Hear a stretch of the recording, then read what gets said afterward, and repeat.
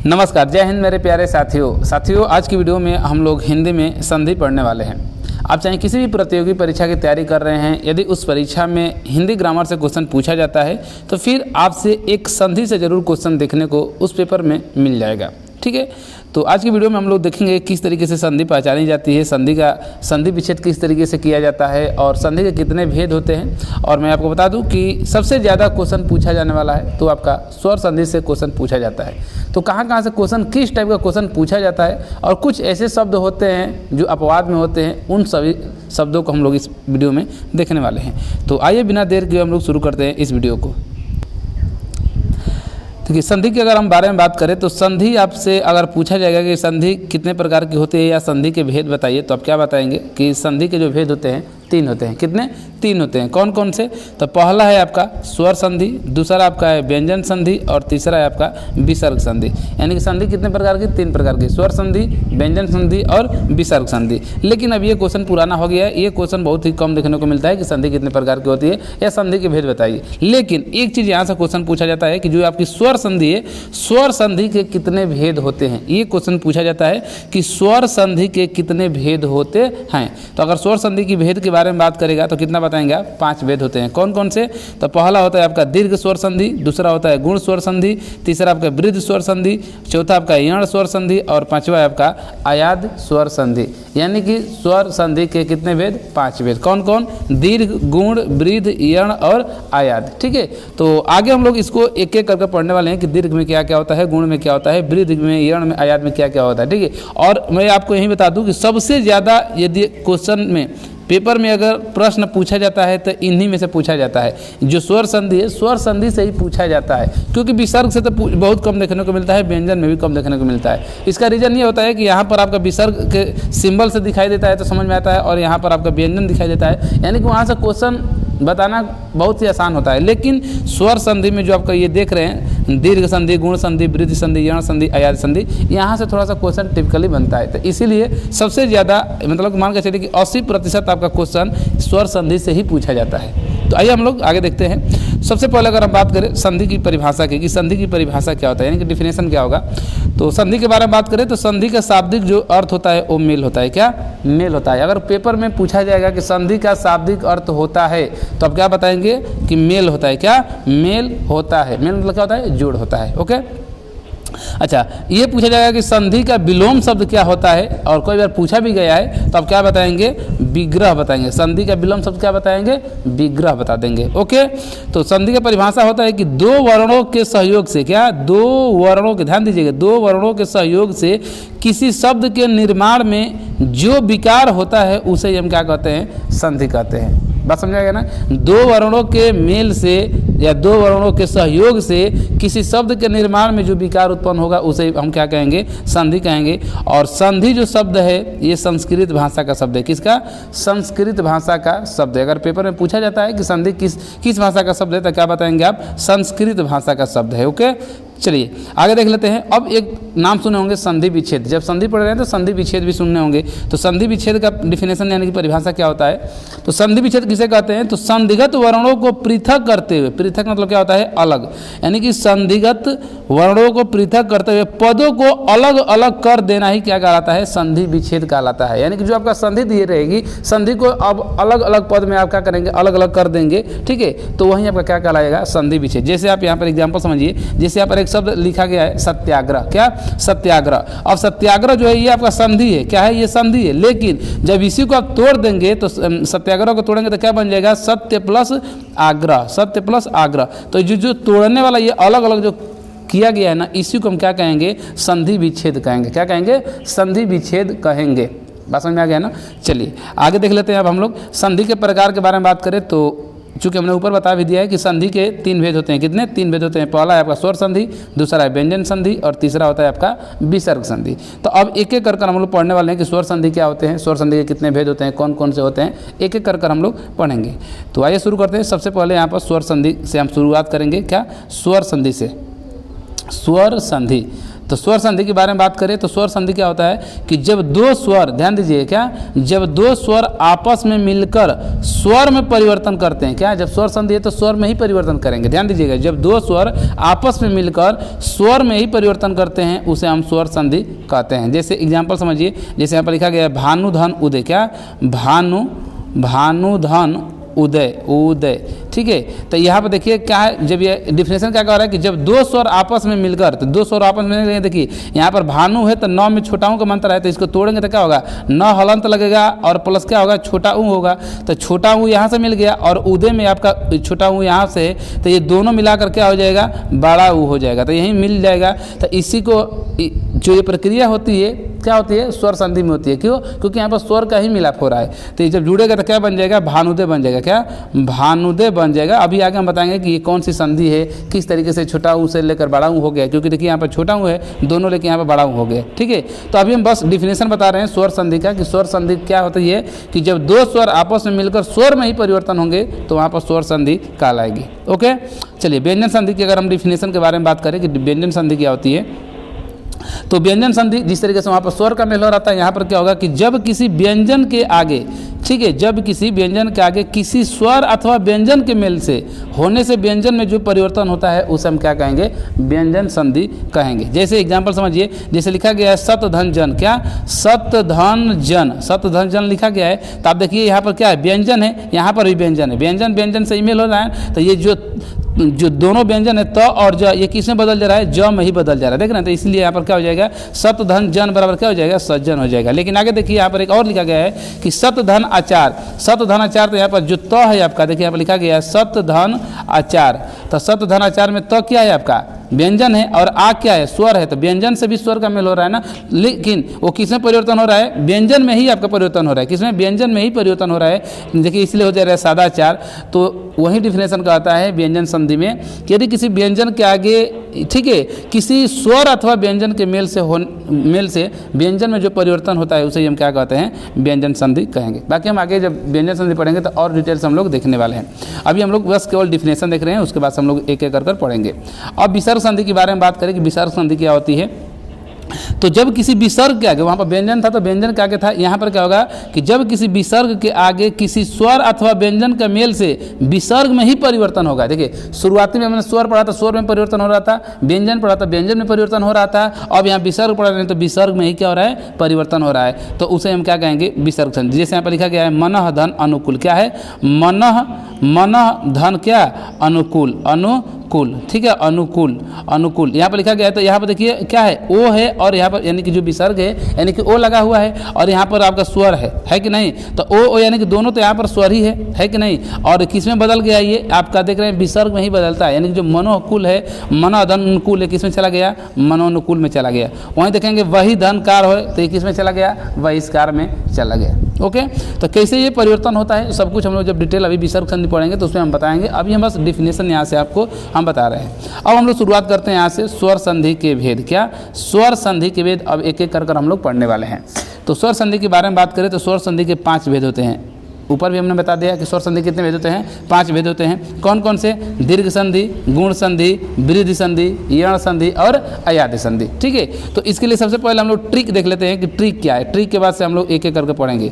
तो देखिए ट्रिक के बारे में बात करें तो दीर्घ संधि का ट्रिक क्या होता है कि जब भी आपको दीर्घ संधि के बारे में बात करेगा तो जब भी आपको कोई शब्द में, जब भी कोई शब्द दिया रहेगा उसमें यदि आपको आ, ठीक है, बड़ी ई और बड़ा ऊ, ये अगर दिखाई दिया, मतलब कि ये नहीं दिखाई देगा, इसकी मात्रा दिखाई देगी, यानी कि आ की मात्रा, ठीक है, बड़ी की मात्रा और क्या, बड़ाऊ की मात्रा, अगर ये दिखाई देगा और वो भी कहाँ पर, तो दूसरे या तीसरे वर्ण पर, जो आपका शब्द दिया रहेगा कोई भी शब्द, तो उसमें दूसरे या तीसरे वर्ण पर, किस पर, दूसरे या तीसरे वर्ण पर यदि आ की मात्रा, बड़ी की मात्रा और बड़ाऊ की मात्रा दिखाई देती है तो वहाँ पर बताइएगा कि क्या होगा, दीर्घ संधि होगा। अभी हम एग्जाम्पल आगे बताएंगे, दिखाएंगे भी।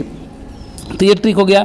गुण संधि में क्या होता है कि गुण संधि में आपको ए की मात्रा दिखाई देगी, ओ की मात्रा दिखाई देगी और की मात्रा दिखाई देगी, और ये भी दूसरे और तीसरे वर्ण पर ही दिखाई देगी, ठीक है। और इसको हम सिंगल मात्रा से ही पुकारते हैं कि यदि आपको सिंगल मात्रा दिखाई देती है, ठीक है, देखिए सिंगल मात्रा है ना, तो यहाँ पर क्या होगा, गुण संधि होगा। वहीं अगर आप वृद्धि संधि में लेंगे तो यहाँ पर डबल मात्रा दिखाई देती है वृद्धि संधि में, मतलब कि आय दिखाई देगा और औ दिखाई देगा, ठीक है। क्या दिखाई देगा, अय और औ, ये भी कहाँ पर दूसरे या तीसरे वर्ण पर दिखाई दे देगा। तो आप बताइएगा कि ये क्या चीज़ है, वृद्धि संधि है। वहीं यण संधि की बात करेंगे तो शब्द का पहला और दूसरा वर्ण क्या होगा, आधा होगा और उसके तुरंत बाद क्या हो जाएगा, अंतस्थ व्यंजन यानी कि य र ल व हो जाएंगे। बात समझ आएगा ना। तो इस तरीके से यण संधि की आप पहचान कर लेंगे।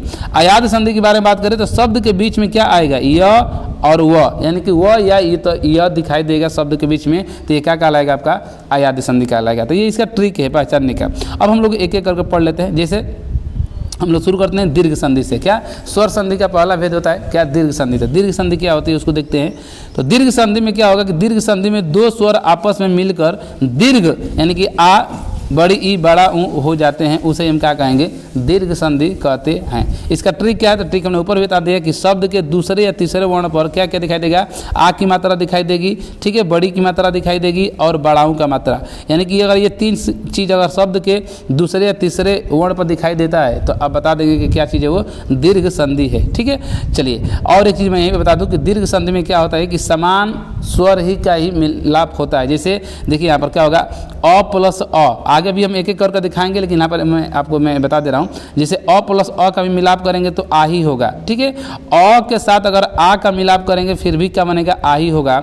या शुरुआती में आ गया, बाद में अ आ गया, फिर भी इसका क्या होगा, आ ही होगा। या दोनों आ ही आ गया, आ प्लस आ, फिर भी क्या होगा, आ ही होगा। ये चीज़ आप देखते रहेगा। अभी एक एक कर हम बताएंगे, लेकिन यहाँ पर मैं अवगत करा दे रहा हूँ। इस तरीके से आ का हो गया। उसी तरीके से आप बड़ी ई का लेंगे तो चाहे आप देखिए छोटी ई प्लस छोटी ई बराबर क्या होगा, बड़ी ई ही होगा। यानी कि हमेशा दीर्घ में ही चेंज होगा। वहीं अगर छोटी ई प्लस बड़ी ई ले रहे हैं फिर भी बड़ी ई होगा, या पहले बड़ी ई ले लेते हैं और फिर छोटी ई, फिर भी क्या होगा, बड़ी ई होगा। या दोनों बड़ी ई हो, दोनों का हो बड़ी ई हो, तो इसका भी क्या होगा, बड़ी ई ही होगा। यानी कि कोई भी आप लेंगे लेकिन समान स्वर होना चाहिए, तो हमेशा किस में, दीर्घ में ही कन्वर्ट होगा। यानी कि बड़ी ई में ही होगा, आ में ही होगा। और उसी तरीके से आप बड़ाऊ का में, यानी कि छोटा ऊ प्लस छोटा ऊ लेंगे तो क्या हो जाएगा, बड़ा ऊ होगा। छोटा ऊ के साथ बड़ा ऊ लेंगे फिर भी बड़ा ऊ होगा। या पहले बड़ा ऊ लेते हैं फिर छोटा ऊ, ठीक है, छोटा ऊ फिर भी क्या होगा, बड़ा ऊ होगा। या दोनों आप बड़ा ऊ ले लेते हैं फिर भी क्या होगा, बड़ा ऊ। यानी कि हमेशा दीर्घ में ही चेंज होता है। बात समझ आ गया ना। तो आइए एक एक कर हम लोग एग्जाम्पल उदाहरण देख लेते हैं। जैसे यहाँ पर देखिए अ प्लस अ मिलाकर क्या हो जाएगा, आ होगा। अभी हमने बताया कि अ प्लस अ कीजिए, चाहे अ के आ कीजिए या आ के साथ अ कीजिए या दोनों आ कीजिए, हमेशा क्या होगा, दीर्घ यानी कि आ ही होगा। जैसे यहाँ पर देखिए एग्जाम्पल है, वीर धन अंगना बराबर क्या हो गया है, वीरांगना हो गया। अच्छा, इसको ट्रिक से कैसे पहचानेंगे, तो हमने क्या बताया कि दीर्घ संधि में आपको आ की मात्रा देखनी है, बड़ी की मात्रा, बड़ाओं की मात्रा। तो यहाँ पर बीच में और दूसरे या तीसरे वर्ण पर दिखाई देगा शब्द में। तो देखिए मान लीजिए यहाँ पर हमने लिखा है वीरांगना, क्या वीरांगना, वीरांगना लिखा है। तो दूसरा या तीसरा वर्ण यही है ना, यही दूसरा या तीसरा है कि नहीं। तो दूसरा और तीसरा वर्ण पर देखिए आ की मात्रा यहाँ दिखाई दे रही है कि नहीं। तो इससे आप बता देंगे क्या हो जाएगा, ये दीर्घ संधि हो जाएगा। बात समझ जाएगा। ये कैसे जुड़ा है, तो देखिए ये क्या बोला है कि अ प्लस अ मिलाकर आ हो जाता है। देखिए यहाँ पर लिखा गया है वीर, क्या वीर। तो वीर में ये र को तोड़ेंगे तो र हलंत प्लस क्या होगा, अ उसमें छिपा होता है, अ यहाँ से ले लिए। और प्लस अंगना में क्या है, अंगना, अंगना में आपका अ ऑलरेडी पहले से, तो ये अ हो गया। तो ये दोनों मिलाकर अ प्लस आ मिलाकर क्या हो गया, आ। और ये आ किस में कन्वर्ट हो जाता है, मात्रा में। आ की मात्रा लग जाती है किस पर, पहले वाले में जिस पर तोड़ते हैं। जैसे वीर पर छोड़ें तो र पर ये क्या होगा, मात्रा लग जाएगी, इसलिए हो जाएगा क्या, वीरांगना हो जाएगा। उसी तरीके से देखिए आगे, युग धन अंतर बराबर क्या हो जाएगा, युगांतर हो जाएगा। अन धन अभाव बराबर अन्नाभाव हो जाएगा। सधन अवधान बराबर सावधान हो जाएगा। उदय धन अचल बराबर क्या हो जाएगा, उद्याचल हो जाएगा। तो आप आशा करते हैं कि पहचान जाएंगे। जब भी इस तरीके से शब्द दिखाई देगा तो आप बस दूसरे या तीसरे वर्ण पर आप क्या कीजिएगा, आप आ की मात्रा, बड़ी की मात्रा और बड़ाओं की मात्रा आप खोजिएगा, दिखाई दे देगा तो आप बता दीजिएगा। तो ये हो गया। चलिए अ प्लस अ के साथ हमने देख लिया, अब आगे देख लेते हैं हम लोग। अब अ प्लस आ के साथ भी अगर मेल होगा तो क्या होगा, आ ही बनेगा। अ प्लस आ के साथ भी होगा तो क्या होगा, आ ही बनेगा। इसका एग्जाम्पल लिखिए, जैसे नित्य धन आनंद। तो देखिए नित्य में क्या है, यहाँ पर आपका नित्य लिखा गया, ध्यान दीजिएगा। नित्य है तो य में क्या छुपा है, अ छुपा है। कैसे, य पर हलंत लगा देंगे, य पर क्या करेंगे, हलंत, और प्लस यहाँ पर क्या है, अ छिपा है। तो अ यहाँ से अ प्लस आनंद में आपका आ है, तो अ प्लस आ भी मिलाकर भी क्या होता है, आ ही लगता है, और ये आ की मात्रा लग जाएगी। तो इसलिए क्या हो जाएगा, नित्य धन आनंद बराबर क्या होगा, नित्यानंद हो जाएगा। समझ रहे ना। सत्य धन आग्रह बराबर क्या हो जाएगा, सत्याग्रह हो जाएगा। नील धन आकाश बराबर क्या हो जाएगा, नीलाकाश हो जाएगा। देख रहे हैं ना। तो इस तरीके से अ प्लस आ बराबर भी क्या होगा, आ ही होगा। ठीक है, आगे देख लेते हैं। दूसरा आपका यहाँ पर बहुत सारा एग्जाम्पल दिया गया है, आप लोग इस चीज़ को देख लीजिएगा। ठीक है, अब आ प्लस अ मिलाकर भी क्या होता है आपका आ ही होता है। हमने शुरू में ही बता दिया कि अ माने समान स्वर के साथ कुछ भी करेंगे हमेशा दीर्घ में ही चेंज होगा। तो इसका भी एग्जांपल लिख लेते हैं, जैसे परीक्षा धन अर्थी, तो परीक्षा में इसको देखिए परीक्षा लिखा है कक्षा, तो इसको अगर तोड़ेंगे तो 6 प्लस क्या होगा आ होगा, तो आ यहाँ से हो जाएगा और अर्थी में से यहाँ से अ मिल जाएगा, तो आ प्लस अ बराबर क्या होगा आ ही होगा और आ की मात्रा लग जाएगी, इसीलिए परीक्षा में क्या हो जाएगा परीक्षार्थी हो जाएगा। ओके, पाराधन अस्त बराबर क्या हो जाएगा परास्त हो जाएगा, विद्या धन अर्थी बराबर क्या होगा विद्यार्थी हो जाएगा। तो देख रहे हैं, तो आ प्लस अ बराबर क्या होता है आपका आ ही होता है। बात समझ आ गया, बहुत सारा एग्जांपल दिया गया है, इस चीज़ को आप लोग देख लीजिएगा। ओके, चलिए अब आगे देखते हैं। आ प्लस आ बराबर हमने क्या बताया कि आपका क्या होगा, दोनों अगर दीर्घ होगा फिर भी आपका दीर्घ ही होगा ना। जैसे प्रतीक्षा धन आले, तो प्रतीक्षा में क्या है आपका कक्षा और प्लस आ है और यहाँ से आले में से भी आ है, तो दोनों आ मिलाकर भी क्या होगा आ ही होगा, यानी आ की मात्रा, तो इसलिए प्रतीक्षालय हो गया। विद्या धन आले बराबर क्या हो गया विद्यालय हो गया। वार्ता धन आलाप बराबर क्या हो गया वार्तालाप हो गया। तो इस तरीके से आ में ही चेंज होता है। ठीक, तो जिस तरीके से अ का चेंज होता है, यानी कि समान स्वर है अ का, चाहे छोटी हो बड़ी हो, छोटा आ है या अ है या आ है, ठीक है, या दोनों अ है या दोनों आ है या एक अ है एक आ है, फिर भी हमेशा किसमें दीर्घ में ही चेंज होगा। उसी तरीके से ई का भी चलता है, हमने बता दिया। तो देखिए ई प्लस ई मिलाकर भी क्या होगा बड़ी ई होगा, यानी छोटी ई और प्लस छोटी भी होगा तो क्या होगा वो बड़ी में चेंज होगा। जैसे देखिए अति धन यू का अति धन यू, अति धन यू, तो अति में क्या है तो हलंत प्लस का यहाँ पर छोटी ई है, तो छोटी ई यहाँ से और सॉरी बड़ी लिख दिए, यहाँ से छोटी ई हो गया और प्लस यू में भी छोटी ई है और मिलाकर क्या हो जाएगा बड़ी ई हो जाएगा, मतलब बड़ी मतलब बड़ी की मात्रा लग जाएगा, तो इसलिए देखिए आप लिख लिया अति लिख दिया गया।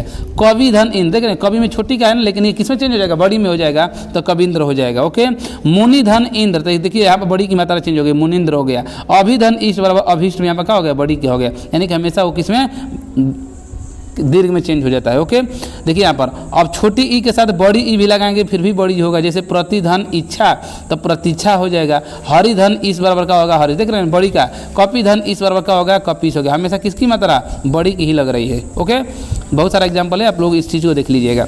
अब देखिए पहले बड़ी ई आ गया फिर छोटी ई, तो फिर भी क्या हो गया फिर भी बड़ी ई हो रहा है। जैसे मही धन इंद्र, तो मही में क्या है बड़ी ई है और इसके साथ क्या है छोटी ई है, तो दोनों मिलाकर भी क्या हो रहा है आपका बड़ी ई हो रहा है, तो इसलिए क्या हो गया महेंद्र हो गया। ओके, फड़ी धन इंद्र बाबा क्या होगा फड़िंद्र होगा। योगी धन इंद्र बाबा क्या होगा योगींद्र। देख रहे हैं सब पर बड़ी की मात्रा लगी हुई है, सब पर बड़ी की मात्रा। ओके, अब इसी तरह से दोनों बड़ी हो फिर भी बड़ी में ही चेंज होगा, अगर दोनों बड़ी है फिर भी बड़ी में चेंज होगा। जैसे रजनी धन इस बराबर देखिए रजनीश, श्री धन इस बराबर श्रीश हो जाएगा, नदी धन इस बराबर नदीश हो गया, पृथ्वी धन इस बराबर पृथ्वीश हो गया। तो सब पर क्या चीज़ है सब पर बड़ी की मात्रा लगी हुई है। ठीक है, अब सेम इसी तरीके से चलता है आपका ऊ का मत क्या है, ऊ का भी चलता है कि छोटा ऊ प्लस छोटा ऊ बराबर क्या होगा बड़ा ऊ होगा ना। जैसे अनुधन उदित बराबर क्या होगा अनुदित होगा, देखिए ना बड़ा ऊ का मात्रा लग रहा है। लघु धन उत्तम बराबर क्या होगा लघुतम हो गया। सुधन उक्ति बराबर सुक्ति हो गया। मंजू धन उषा बराबर मंजूषा हो गया। वधु धन उदय बराबर विदुधे हो गया। देख रहे ना, तो हमेशा किसकी मात्रा चेंज होगी बड़ा ऊ की मात्रा चेंज हो जाएगी। ओके, फिर यहाँ पे देखिए छोटा ऊ के साथ बड़ा ऊ है फिर भी यहाँ पे बड़ा ऊ लग रहा है। जैसे लघु धन उर्मी बराबर क्या होगा लघुर्मी, देखना हमेशा बड़ाऊ का मात्रा लगा हुआ है, हमेशा इधर देखेंगे छोटाऊ का, लेकिन इधर क्या है सब बड़ाऊ का मात्रा लगा हुआ है। ओके, और दोनों बड़ाऊ का है, या पहला बड़ाऊ हो गया और दूसरा छोटा फिर भी बड़ाऊ का। जैसे वधु धन उत्सव बराबर वधुत्सव, ठीक है। भू धन उदार बराबर उद्वार हो गया। भू धन उत्सर्ग बराबर उत्सर्ग हो गया। देख रहे हैं सब पर बड़ाऊ का मात्रा लगा हुआ है। ओके, और दोनों अगर बड़ाऊ का है, ठीक है, देखिए बड़ाऊ फिर भी क्या होगा बड़ाऊ होगा, यानी कि सरयू धन उर्मी बराबर सरयुर्मी हो गया। भू धन उष्मा बराबर भूष्मा हो गया। वधु धन उर्मी बराबर वधुर्मी हो गया। भू धन ऊर्जा बराबर क्या होगा भूर्जा। देख रहे हैं सब पर बड़ाऊ की मात्रा लगा हुआ है। ओके, यहाँ पर एक चीज़ नोट में देख लीजिएगा कि री प्लस री मिलाकर बड़ी ईदी होता है। जैसे यह दीर्घ संधि का एक क्या है अपवाद भी होता है। इसका एग्जाम्पल देखिए होत्रिधन रिकार क्या है, होत्रिधन रिकार बराबर क्या होगा होत्रिकार हो जाता है। जैसे पितृधन ऋण बराबर क्या होगा पितृण होगा, ठीक है। मातृधन ऋण बराबर क्या होगा मातृण होगा। भ्रातृधन ऋण बराबर क्या होगा भ्रातृण होगा, ठीक है। तो इस तरीके से आपका ये हो गया। तो पहला हमने पढ़ लिया, अब दूसरा आप शुरू करते हैं। इसमें स्वर संधि में दूसरा आपका होता है गुण संधि। तो गुण संधि देखते हैं कि गुण संधि किसे कहते हैं। तो गुण संधि के बारे में बात करें तो गुण संधि का नियम क्या चलता है कि जब भी आपके अ या आ क्या हो दोनों में से कोई अ या आ के साथ अगर छोटी ई या बड़ी इसमें से किसी देखिए इधर दोनों अ आ या इधर आपका ई, इसमें से किसी के साथ कोई भी मेल होगा तो हमेशा क्या बनेगा, एक में परिवर्तन होगा, क्या, एक की मात्रा में। फिर से वही चीज़ है कि अ आ के साथ यहाँ पर ई था, अब उ के साथ होगा तो क्या हो जाएगा, ओ में परिवर्तन होगा। और अ आ के साथ अगर री का मेल होता है तो किस में हो जाएगा, वो और में चेंज हो जाता है। ठीक है, तो इसको देख लेते हैं। यानी कि आपको गुण संधि में क्या याद करना है, ए ओ और आपको याद कर लेना है। ठीक है, एग्जाम्पल समझिए। उसका ट्रिक हमने बता ही दिया कि शब्द के दूसरे या तीसरे वर्ण पर क्या होगा, सिंगल मात्रा, यानी कि सिंगल ये मात्रा अगर दिखाई दे देगी, ठीक है, सिंगल मात्रा दिखाई दे देगी तो आप क्या बता देंगे कि ये आपका गुण संधि का एग्जाम्पल है। ओके, देखिए एग्जाम्पल उदाहरण देख लेते हैं। अ प्लस ई के साथ अगर मिलाप होगा फिर भी क्या होगा, आपका ए ही होगा, और ये क्या है, सिंगल मात्रा एक ही। जैसे शुभ धन इच्छु, क्या है, शुभ धन इच्छु, तो शुभ में क्या है, भ में अगर आप तोड़ेंगे तो भ हलंत प्लस यहाँ पर अ लगा है तो अ यहाँ से, और इच्छु में से यहाँ पर ई, तो अ प्लस ई मिलाकर क्या होगा, ए हो गया। तो ए मतलब कि ए की मात्रा लग जाएगी, तो इसीलिए क्या हो जाएगा, शुभेच्छु। देख रहे हैं ना, इसको पहचानने का तरीका सीधा है कि आप देखिए यहाँ पर एक ए की मात्रा से पहचान में आ जाएगी। यहाँ पर भी ए है, यहाँ पर भी ए है, यहाँ पर भी ए है, ठीक है, यहाँ पर भी ए है, यहाँ पर भी ए है, तो जहाँ पर भी ए दिखाई देगा, ए ओ और अर दिखाई देगा तो आप बता दीजिए कि गुण संधि है। ठीक है, इतर धन इतर बराबर इतरेतर हो गया, अंत्य धन इष्टि बराबर अंत्येष्टि हो गया, प्रधन इत बराबर प्रेत हो गया। देख रहे हैं ना, तो इस तरीके से आपका एग्जाम्पल है। फिर देखिए आ प्लस ई मिलाकर भी क्या होगा, ए ही होगा। ठीक है, चाहे अ या, ठीक है, चाहे अ या आ, दोनों में से किसी के साथ अगर मेल होगा, किसका, ई का या बड़ी ई का, किसी का, तो हमेशा वो किस में चेंज होगा, ए में ही चेंज होगा। किस में, ए में ही होगा। जैसे महाधन इंद्र, तो यहाँ पर महा में क्या हो गया, आ गया, और ई में क्या है, छोटी ई है, तो दोनों को मिलाकर भी क्या हो गया, ए हो गया। तो देखिए यहाँ पर लिखा क्या, महेंद्र हो गया, क्या, महेंद्र। सुधाधन इंदु, सुधेंदु, राजा धन इंद्र बराबर राजेंद्र। देख रहे हैं ना, सब पर एक की मात्रा दिखाई दे रही होगी, तो ये सब क्या है, गुण संधि का एग्जाम्पल है। फिर अ के साथ बड़ी ई मिलेंगे फिर भी ए होगा। जैसे खग धन ईश्वर का होगा, खगेश होगा, गण धन ईश्वर का होगा, गणेश होगा, सर्वधन ईश्वर का होगा, सर्वेश्वर होगा। तो देख रहे हैं सब पर एक की मात्रा दिखाई दे रही है कि नहीं, और इधर आपका क्या है, अ के साथ ई का भी मिल हो रहा है। आगे देखेंगे आ के साथ भी अगर ई का होगा तभी ए होगा। जैसे यहाँ पे देखिए उमा धन ईश्वर का होगा, उमेश हो जाएगा, महाधन ईश्वर का होगा, महेश्वर हो जाएगा, राजा धन ईश्वर का होगा, राजेश होगा। तो ये आपको पहचानने का तरीका है बस यही है कि आप एक की मात्रा खोजिए, बीच में देखिए दिखाई दे रहा है दूसरे या तीसरे वर्ण पर, तो बता देंगे कि क्या चीज़ है, गुण संधि है। ओके, ये चीज़ हो गया। चलिए नेक्स्ट हम लोग देख लेते हैं इसमें अब। तो बस आज की वीडियो बस इतना ही रखते हैं फ्रेंड्स, क्योंकि वीडियो काफ़ी लंबी हो जाएगी, तो आपको भी देखने में थोड़ा सा दिक्कत होगा। ठीक है, तो इसलिए वीडियो को आज की वीडियो को बस इतना ही रखते हैं। और बाकी के जो भी आपका है, अभी स्वर संधि में मात्र हम लोग 2 पढ़े हैं, अभी स्वर संधि में आपका 3 बचा हुआ है। ठीक है, अभी वृद्धि संधि, यण संधि और अयादि संधि 3 आपका इसमें बचा हुआ है, और बाकी उसके बाद से व्यंजन संधि और फिर विसर्ग संधि वो बचा है, तो उसको हम एक वीडियो में और कवर कर देंगे। ठीक है, यानी कि 2 वीडियो में आपकी संधि समाप्त हो जाएगी। तो आज की वीडियो बस इतना ही रखते हैं। अगर इसमें आपको समझ मतलब कि जो भी आप पढ़े हैं, देखें हैं, अच्छे से समझ में आ गया है तो ज़रूर आप वीडियो को लाइक कीजिएगा, कमेंट करके ज़रूर बताइएगा कि हमको अच्छा से समझ में आ गया है। हाँ, इसका PDF चाहिए तो आप टेलीग्राम क्या करेंगे, आप टेलीग्राम ज्वाइन कर लिए। टेलीग्राम पर हम क्या करेंगे, इसका PDF सेंड कर देंगे। टेलीग्राम क्या है, तो जो चैनल का नाम है यानी कि सरकारी PA, यही आप टेलीग्राम में अगर सर्च करेंगे तो आपका आ जाएगा, लोगो दिखाई देगा, जो इस चैनल का लोगो है सेम वही लोगो टेलीग्राम पर भी है। वहाँ से आप जुड़ जाइएगा टेलीग्राम से, वहाँ हम इसका PDF सेंड कर देते हैं। वहाँ से आप चाहें तो इसको PDF निकाल कर या पढ़ सकते हैं, प्रिंट करा सकते हैं, कुछ भी कर सकते हैं। यदि हमसे आप बात करना चाहते हैं तो फिर आप इसके लिए इंस्टाग्राम ID पर क्या करेंगे, इंस्टाग्राम ID पर आप क्या करेंगे, हमसे जुड़ जाएंगे। वहाँ से आप कमेंट कर सकते हैं, मैसेज करके बात कर सकते हैं, या चाहें तो वहाँ से कॉन्टैक्ट नंबर भी लेकर हमसे पर्सनली बात कर सकते हैं। इंस्टाग्राम ID क्या है, साहनी राजनाथ। ठीक है, साहनी राजनाथ, और अंडर स्कोप डालेंगे और COP कॉप डालेंगे तो ये आपका इंस्टाग्राम ID पर दिखाई दे देगा। यहाँ से आप चाहें तो हमसे बात कर सकते हैं, मैसेज कर सकते हैं, डायरेक्ट हमसे यहाँ से कॉन्टैक्ट नंबर से ही बात कर सकते हैं। ओके, तो ठीक है फ्रेंड्स, वीडियो आज के लिए बस इतना ही रखते हैं। वीडियो अच्छी लगी तो वीडियो को लाइक करना ना भूलें। चैनल पर पहली बार आए हैं या चैनल पर ज़्यादा दिन से जुड़े हैं, वीडियो को लाइक, चैनल को सब्सक्राइब नहीं किए तो चैनल को सब्सक्राइब जरूर कर लें। ओके, धन्यवाद।